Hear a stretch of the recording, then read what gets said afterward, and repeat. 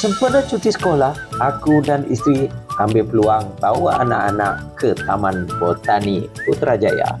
Kami sampai awal, lebih kurang jam 8.30 pagi. Sebab hari bekerja, suasana agak tenang dan tidak ramai orang. Memang best lah dan selesa.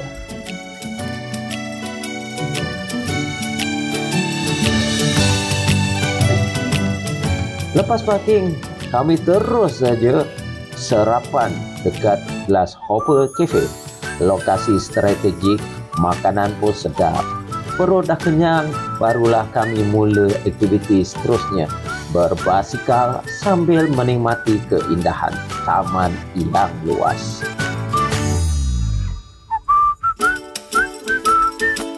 Taman Botani Putrajaya ini antara yang terbesar di Malaysia dengan keluasan 92 hektar, dikenali sebagai Mother of All Gardens. Taman ini menempatkan lebih 750 spesies tumbuhan dari pelbagai benua. Memang rasa macam berjalan di taman-taman luar negara.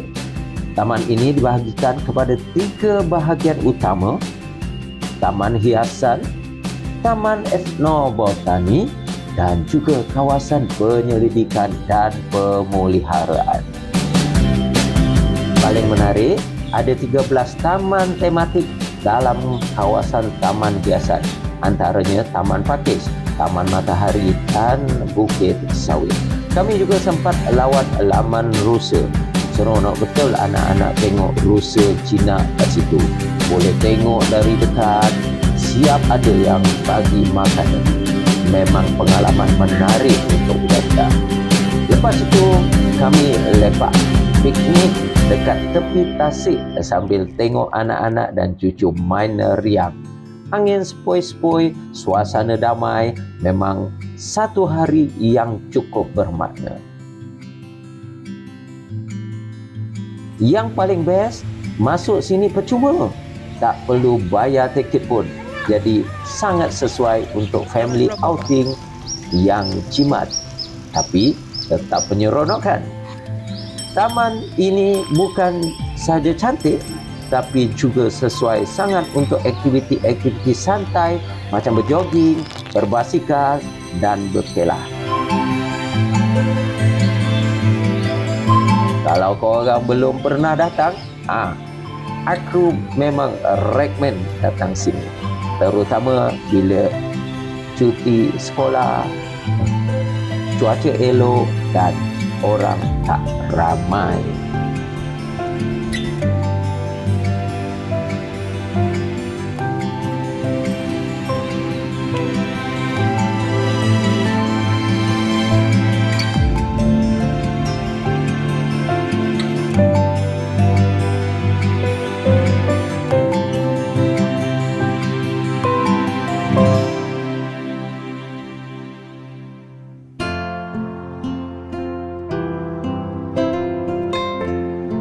Okey, itu sahaja perkongsian aku buat kali ini. Semoga didoakan kalian semua dalam lindungan dan keberkatan Allah SWT.